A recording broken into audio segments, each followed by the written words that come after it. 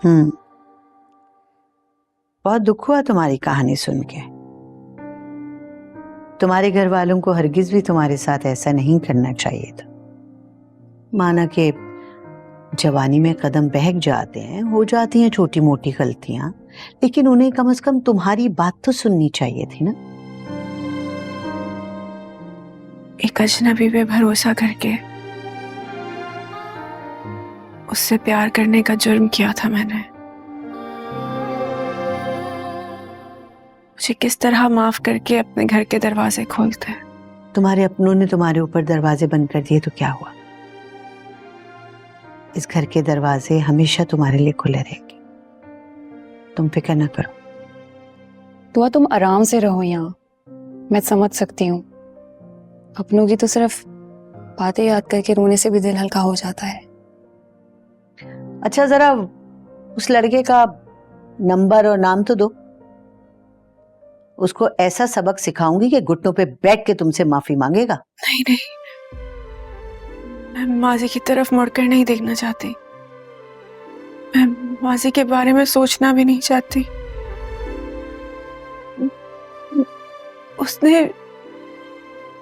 उसने मेरे साथ जो कुछ भी किया गलत किया, बहुत गलत किया।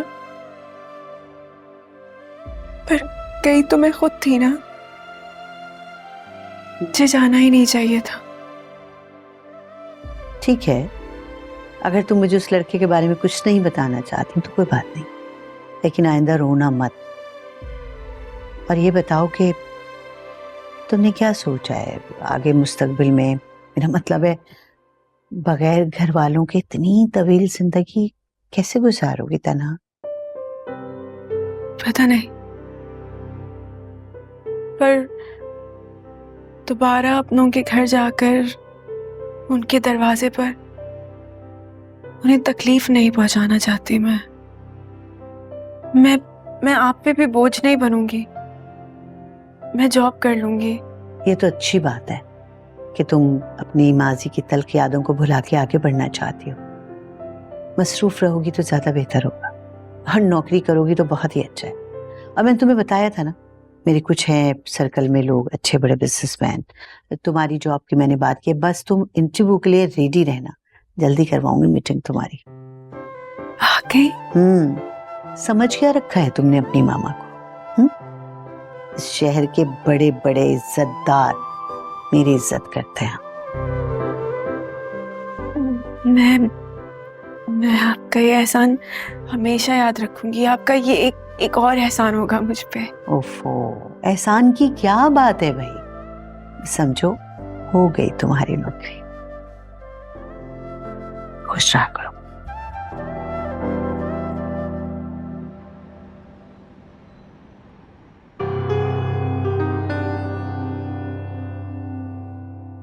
वही दुआ जिसे तुमने अपने गंदे इरादों के लिए मोहब्बत के नाम पे लूट कर उसकी कीमत लगाकर उसे इस घड़े में फेंक दिया।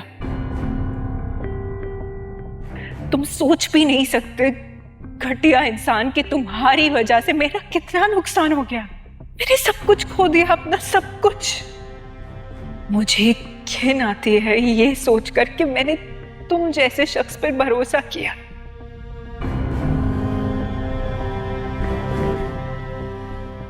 समझ तो लोग रहे होंगे कि तुम बहुत शरीफ हो, लेकिन कभी तुमने सोचा है कि जब मैं उनके सामने चीख चीख के उनको ये बताऊंगी कि तुमने मेरे साथ क्या किया है, तो वो तुम्हारे बारे में क्या सोचेंगे? मैं चाहूं ना तो तुम्हें पुलिस के हवाले कर सकती हूं। सुना तुमने?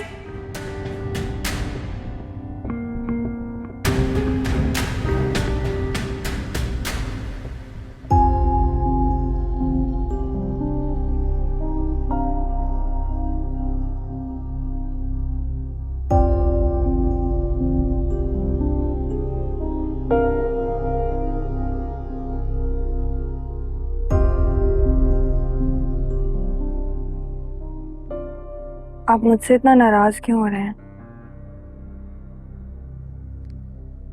लेकिन जो कुछ भी हुआ है उसमें मेरा कोई कसूर नहीं है। हाँ, तुम्हारा कोई कसूर नहीं है, कसूर तो मेरा है। मेरे माँ बाप ने एक ऐसे खानदान में मेरी शादी कर दी। आप ऐसे तो ना कहें। सानिया बता रही थी कि वो अब्बा ने ना दुआ को कुछ बोलने का मौका ही नहीं दिया। ये भी तो हो सकता है वो बेगुनाह हो, और हो सकता है किसी मुश्किल में फंस गई हो। अब मैं ना अपनी बहन को बहुत अच्छी तरह से जानती हूँ। मेरा दिल भी यही कहता है। हाँ, वो थी बहुत बहुत आजाद ख्याल की, लेकिन ऐसी नहीं थी कि किसी लड़के के साथ भाग जाए। अच्छा, हो गया भाषण पूरा अपनी बहन के बारे में? थोड़ी सी तवज्जो अपने मियाँ पे भी दे दो, उसे भी जानने की कोशिश करो। और एक बात तुम पे वाजे कर दूं मैं कि मुझे ये तुम्हारी बहन का जिक्र कुछ खास पसंद नहीं है। सच तो यह है कि जब ऐसी लड़की जिसका किरदार कुछ खास ना हो, अगर तुम उसकी तरफदारी करोगी तो तुम्हारे किरदार पे भी सवाल उठेंगे। आप कैसी बात कर रहे हैं? मैं बीवी हूँ आपकी। इसलिए तुम्हें समझा रहा हूं, उसका जिक्र मत किया करो मेरे सामने। बस।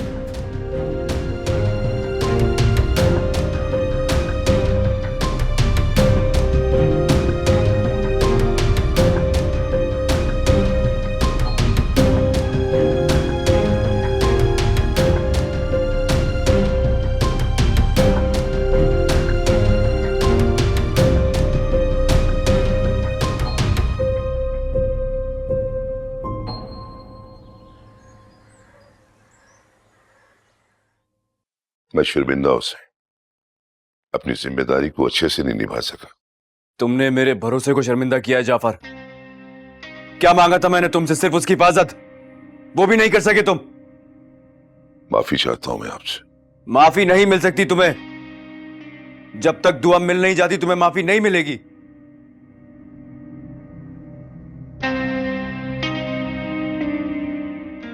साईं, वो इंस्पेक्टर साहब आए आपसे मिलने के लिए। आ रहा हूं मैं। जी। सही। इंस्पेक्टर, सब खैरियत तो है ना?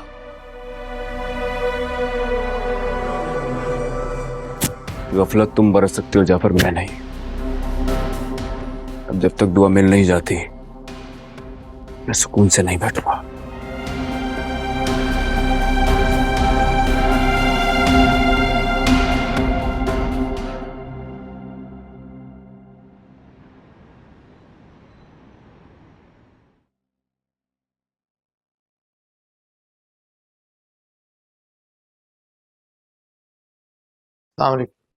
वालेकुम अस्सलाम।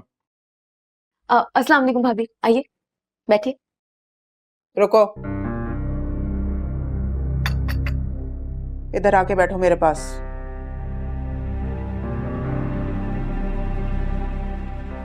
भाई, आपको चाय दूं? अस्सलाम वालेकुम अंकल। वालेकुम अस्सलाम बेटा। बेटा लो कुछ। जी।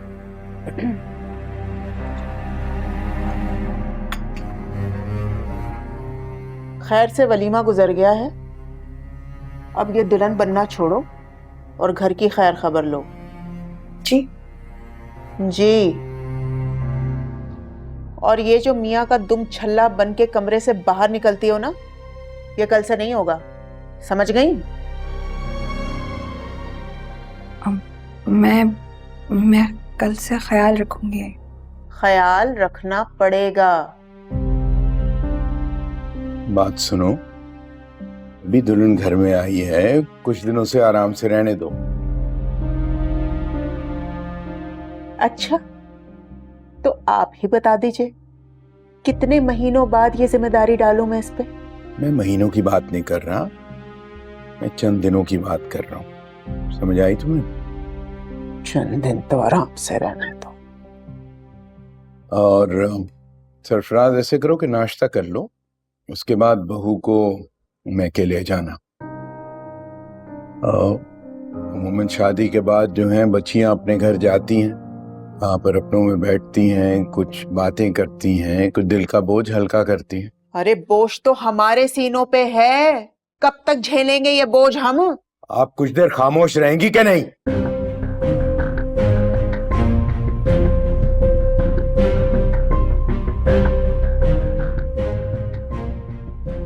सरफराज, बात सुन ली तुमने मेरी?